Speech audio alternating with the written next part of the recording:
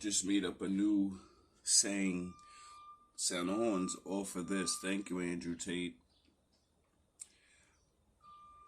I'm not a prideful man.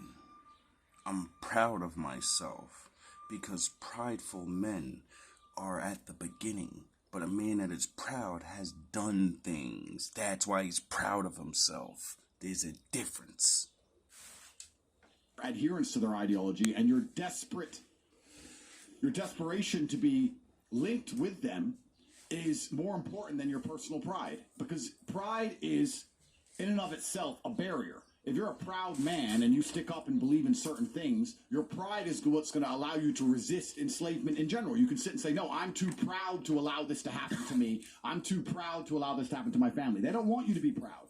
They often say pride is a terrible thing and you should get rid of it. It's proud men that built this world. When you're proud of the work you do a better job. When you're proud of your body, you're in good shape. When you're proud of your family, you take care of them. They try their very best to remove the idea of pride. So you have nothing to be proud of, because then you're malleable, you're empty goo. It's almost like they can inject the slave programming directly into your at a cellular level, and you'll just mold it into anything they want you to be. Man, woman, Democrat, Republican, who knows? You just change. It's almost like they even hijack the word pride.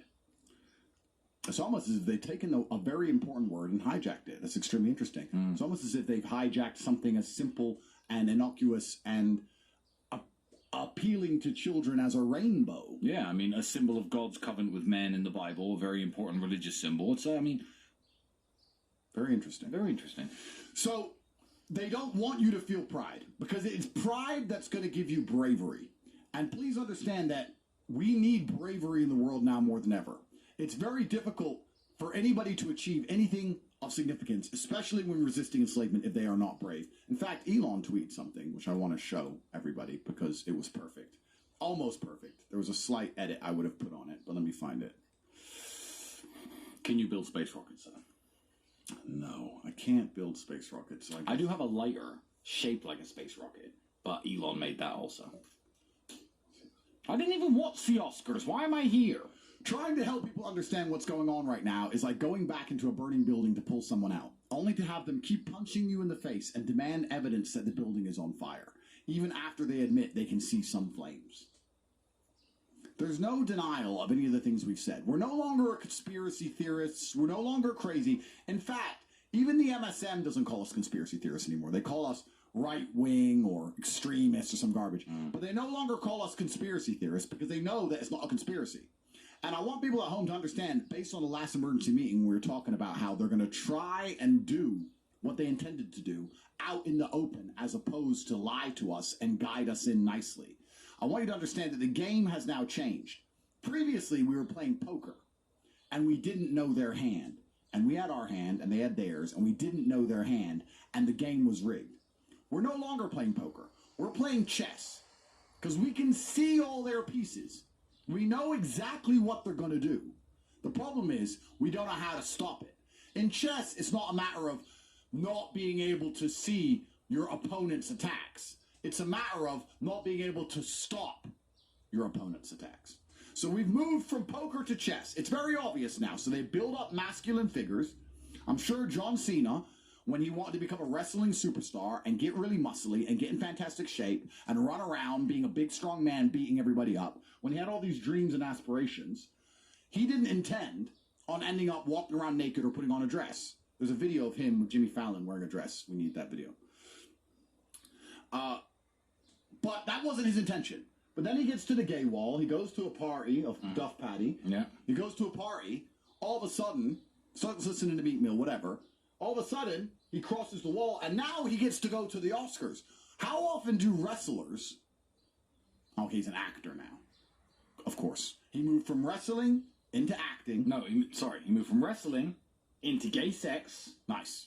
Into acting. Smart. Don't forget the fucking steps. Gay wall, you're right. Gay wall. Now he's an actor, and now he's at the Oscars. How many people in the WWF really get to go to the Oscars ever? No, they've elevated him, and all he had to do in return was throw away all of his pride, because it is a man's pride that's going to allow him to resist enslavement. I am too proud. When we turned down our $50 million, it's because we were too proud to start dressing weird and saying things we didn't believe in. If you're not a proud man, you're easily bought. Oh my god, a naked guy. Wow. You know, look at all those fucking actresses sitting in the crowd. Oh my god. This is so funny. It's not even fucking funny. Where's the joke here? Not only is he humiliating himself, and we all know why, but they're trying to pretend it's a joke. What's funny? Why doesn't anyone sit there and go, children watch this show. Why is this dude naked? This isn't even funny. Where's the joke in it? Why are all those... Well, you know, it's not a joke, because him sitting there, hey, I don't really want to do this, it's embarrassing. It's true. It's probably the most legitimate part of the entire fucking skit. We're cutting on X now. You can find us exclusively on Rumble at Tate Speech. Come to Rumble urgently at Tate Speech. And make sure you download the app and subscribe to the channel. It's an emergency. Emergency meeting. Emergency meeting. So I don't even see what the joke is. I sit there and all these people are laughing. He's naked. Clowns, bro.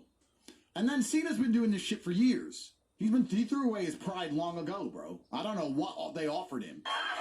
You know what's weird about John Cena? That I just found out. The chat's saying it. And I did not know this. John Cena, and this is very weird to me. Very weird. Because what's the whole point? What's the eventual, most important purpose of life when you're strong and fit and successful? What do you need to do, Andrew? Reproduce? John Cena is a 46-year-old man who has no children. All the biggest weirdos in Hollywood have no kids. Or if they have kids, they turn them all tranny. Aren't all three of Megan Fox's kids transsexual? Yeah, I mean, people talk about racism and people talk about the abuse of underprivileged black kids, and some people have points and some people don't. Some people are gaslighting and some people aren't. But if you adopt 3 children from the third world, 3 young men who are black or Hispanic or whatever they are, and you make them all transgender, what are the odds? Oh, her kids aren't adopted. Fine. Well, who's the one who adopted all the black ones and made them gay? I think that's, No, it might be. No, it wasn't Angelina. There's another one. It might be Angelina. What's her name? Charlize Theron. Yeah, She did anyway, it as well. what are the odds that all of these kids are trans? That all of these kids have gender dysphoria? What are the odds? Those are 3 boys, by the way. 3. Whoa, you can't say that. Why? Don't be a Nazi. Fine. I take it back. Thank you. Beautiful daughters. Anyway, yeah, so why is it all the biggest weirdos in Hollywood either take kids and turn them gay, Okay. or they don't have kids at all? It's like it's a weird thing to not have children at all at that age with that kind of money. Why are they so intent on just not reproducing? Is it, again, symbolizing to the cult that they respect death more than life? Like, what are these people doing? It's fucking weird. It is weird. 46-year-old man, no kids. So when you and I were at the height of our fame, we were offered $50 million. And when we escaped this Matrix attack, when we're no longer tied up inside of the legal system, I'm going to tell you which company offered it to us. So you may as well kill me now, because I'm going to say it. And we were offered $50 million, and we basically had to have certain opinions on LGBT and certain opinions on Israel-Palestine, and we had to wear certain clothes and dress in a certain way and do certain things, and we would be protected by the media establishment. They have said, we spend a lot of money on advertising in mainstream media, so the mainstream media will never attack you because they cannot go against the poster child of the people who finance them. Basically, we hit the gay wall, and we declined. And after declining, we ended up in a jail cell. And it's very interesting. Cosmic, yeah. Ooh, wow, how'd that happen? And it's very interesting when you sit and talk about how they're out to humiliate men because they want anyone who's seen as masculine and seen as a hero and seen as a role model to face humiliation so that the people who look up to this person are no longer inspired. And I recognized our humiliation because we went to jail and we're G's and we sat there and smoked cigarettes and did push-ups like fucking heroes. So this is the place. Is that crown molded? Did you do that? Mm-hmm. Hold on. Are you on the Raisin Bran Crunch? Good boy. Do you want to see the kitchen? Relax. You booked a Verbo.